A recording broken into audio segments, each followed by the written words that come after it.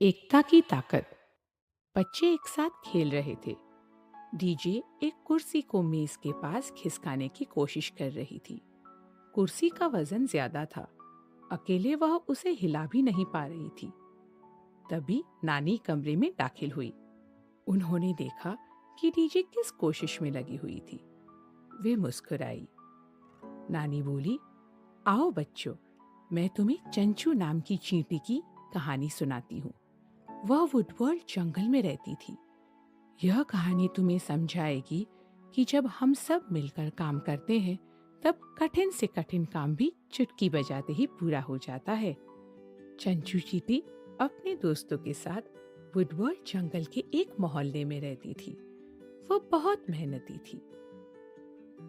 वैसे तो उस मोहल्ले की हर चींटी मेहनत करती थी, लेकिन चंचू उन सबसे कुछ ज्यादा ही मेहनती थी।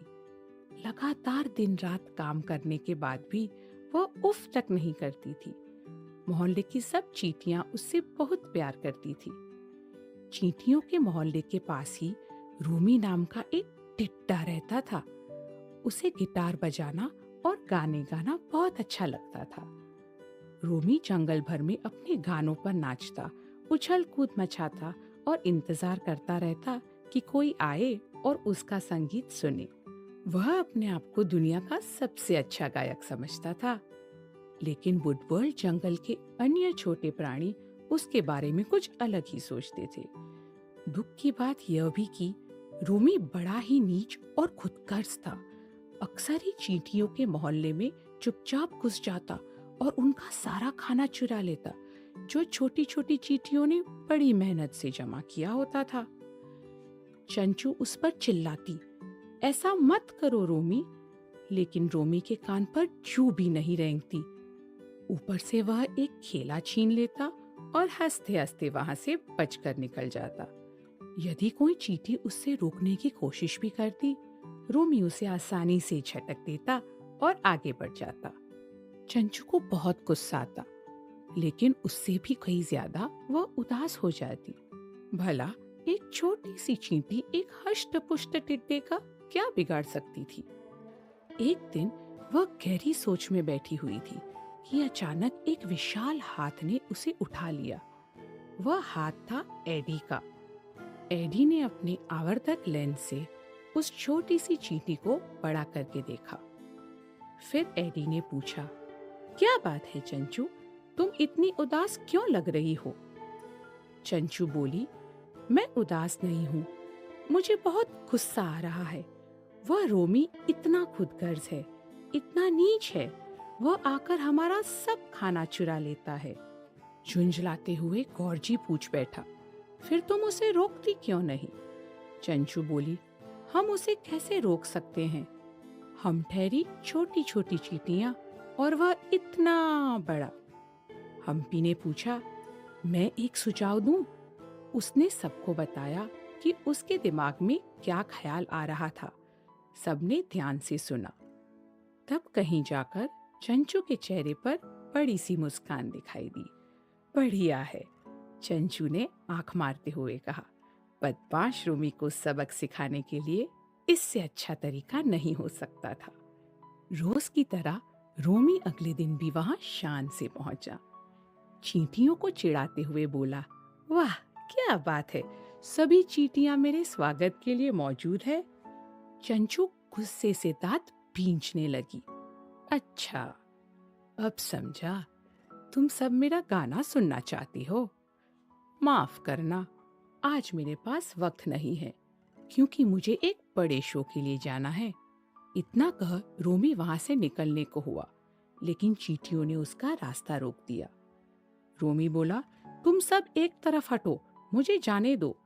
चंचू बोली, आज तुम्हें इतनी आसानी से नहीं जाने देंगे, पहले तुम हमारा प्रदर्शन देखो।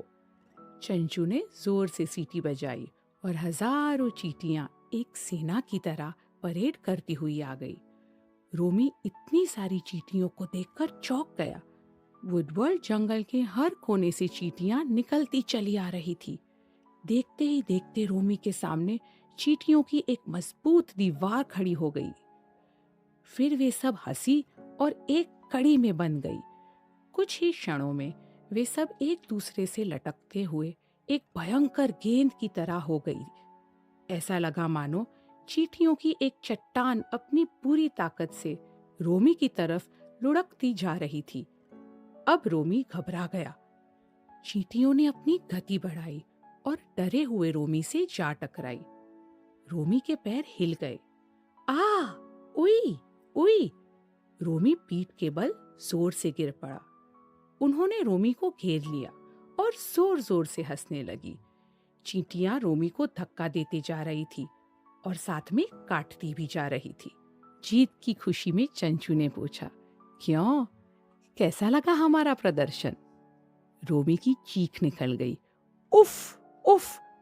मुझे माफ कर दो चंचू, अब मैं फिर कभी तुम लोगों को नहीं सताऊंगा। मुझे जाने दो, मुझे छोड़ दो। वह तेजी से भागते हुए जंगल में ऐसे गायब हुआ जैसे गधे के सिर से सींग। जीतने की खुशी में चींटियां चिल्ला उठी। तभी एडी और उसके दोस्त वहां पहुंचे। एडी के हाथ पर रेंगते हुए चंचू बोली, मुझे समझ नहीं आ रहा कि मैं तुम सबका धन्यवाद किस तरह से करूं। तुम्हारा सुझाव बहुत काम आया। हम सब ने एक चट्टान बनकर उस बदमाश रोमी को भगा दिया। अब हमें उससे डरने की कभी भी जरूरत नहीं पड़ेगी। एडी और उसके दोस्तों ने चींटियों को एक अच्छी सीख दी थी। जब पांचों उंगलियां मिल जाती है तब एक मजबूत मुट्ठी बन जाती है।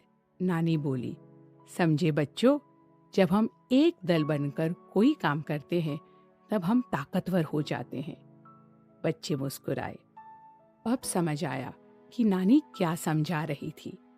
सब उठे और मिलकर भारी कुर्सी को बड़ी आसानी से खिसकाने लगे, क्योंकि एक से भले दो और दो से भले चार, उनकी ताकत एक चट्टान बन गई थी। हमने क्या सीखा? जब हम मिलकर काम करते हैं तब हम एक चट्टान की तरह मजबूत हो जाते हैं।